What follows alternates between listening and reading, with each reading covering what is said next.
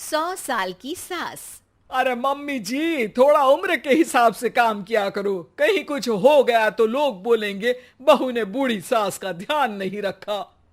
बहू, तुम भी थोड़ा कम और धीरे बोला करो। कहीं चिल्लाते हुए कभी कुछ हो गया तो वही लोग बोलेंगे 100 साल की सास भली चंगी बैठी है और बहू बेचारी चलती बनी। वैसे मम्मी जी, दादी बिल्कुल ठीक बोल रही हैं। हैं? क्या ठीक बोल रही है? वो जो कुछ भी बोले वो सास है, पर तुम क्यों बोल रही हो? बहू होकर सास से जुबान लड़ाओगी क्या? ऐसा बोलते हुए निर्मला को धसका उठ जाता है। कहा था ना, मत चिल्ला मत चिल्ला। तुझे बिना सास और बहू से जुबान लड़ाए बिना शांति नहीं मिलती। अरे माँ, दादी की बात सुन लिया करो, तुम्हारे भले के लिए बोलती है ना। अरे कोई भला नहीं, इन्हें बस मुझे परेशान और शो ऑफ करने का शौक है। हाँ। चल झूठी। इस परिवार में 3 पीढ़ी की औरतें रहती है, जिनका हर समय कोई ना कोई अलग ड्रामा चलता ही रहता है, जिससे और किसी का पता नहीं, लेकिन सूरज बहुत परेशान रहता है। माँ, पियाली और दादी, आप तीनों के पास एक दूसरे को सास बहू वाले ताने देने के अलावा कुछ काम हो या नहीं, पर मेरे पास जरूर है। इसीलिए पियाली, जरा लंच ले आओ, मुझे ऑफिस भी जाना होता है। इस पर पियाली सूरज को लंच देती है और वो ऑफिस चला जाता है, जिसके बाद तीनों एक बार फिर अपनी बातों या कह लो कि नोक-झोंक में लग जाती हैं।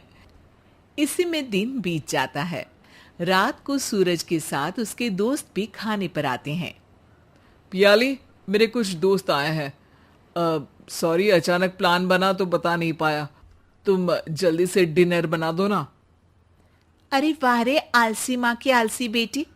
पहले बिना बताए दोस्तों को घर ले आओ, फिर बोलो जल्दी से डिनर बना दो। इतनी जल्दी है तो खुद बना लो। अरे माता, सब बाद में दिखा देना, अभी खाना बना दो ना प्लीज। ऐसा बोल के सूरज दोस्तों के पास जाकर बैठ जाता है और पियाली डिनर की टेंशन में अपनी सास के पास पहुंच जाती है, जो अपने कमरे में आराम कर रही होती है। मम्मी, सूरज अचानक दोस्तों को घर ले आए हैं, क्या करूं अब? कुछ ऐसा बताओ ना जो जल्दी बन जाए और सर्व करते हुए भी अच्छा लगे। अरे रेस्टोरेंट से मंगा ले, दोबारा परेशान मत करना, सोने दे मुझे। इतने में दादी सास भी वहां आ जाती है। वाह, आलसी का आइडिया भी उसी की तरह बेकार है। कोरोना में बाहर से खाना मंगाएंगे।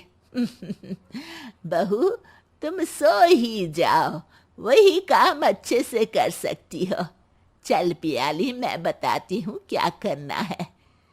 इस पर दादी सास पियाली के साथ मिलकर सारे मेहमानों के लिए खाना बनाती है, जिससे उन्हें ज्यादा मेहनत भी नहीं करनी पड़ती और सबका पेट भी भर जाता है। दादी के इस आइडिया से पियाली और सूरज बहुत इम्प्रेस हो जाते हैं। दादी, क्या यही खाना आपकी इस उम्र में इतना एक्टिव रहने और एंडलेस लाइफ का राज है? वैसे दादी ने आज तक राज किसी को बताया नहीं। इन्होंने ससुर जी तक को नहीं बताया, तभी तो वो ऊपर पहुंच गए और ये अभी तक यही है। तेरी सास मेरे ऊपर पहुंचने का ही इंतजार कर रही है, पर इस आलसी का ये सपना पूरा नहीं होने वाला। क्यों जी, अमर होने का वरदान लेकर आई हो क्या? अमर का पता नहीं, पर लगता है तुझसे लंबा जरूर जी लूंगी। इससे पहले कि दोनों सास बहू में कोई बहस शुरू होती, पियाली बीच में बोल पड़ती है। ठीक है, आप दोनों लड़ क्यों रही हैं? हम तो चाहते हैं कि आप दोनों हमारे साथ हमेशा रहें।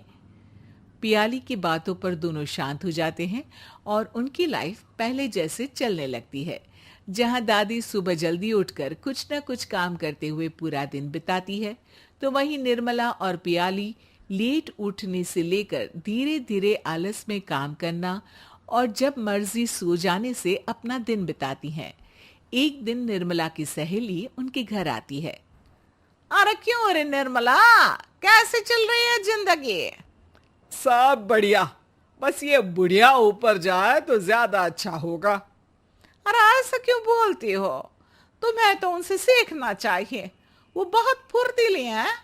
मैं उन्हें रोज मॉर्निंग वॉक करते हुए देखती हूँ, और वहीं तुम और तुम्हारी बहू है जिन्होंने शायद सुबह का सूरज आज तक देखा ही नहीं होगा।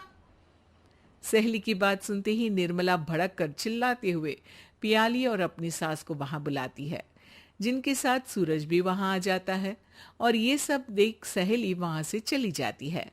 अरे सासू माँ, आपको हमसे क्या दिक्कत है? अब तो मेरी सहेलियां भी आपकी वजह से मुझे ताने देने लगी है। मम्मी जी, कुछ तो लोग कहेंगे, लोगों का काम है कहना, आप इग्नोर करो ना। अच्छा वैसे महारानी, वो तुम्हें भी वही सब बोल रही थी? है? मैंने क्या किया? अरे किलस क्यों रही हो? अब तो समझो और अपना लाइफस्टाइल सुधारो।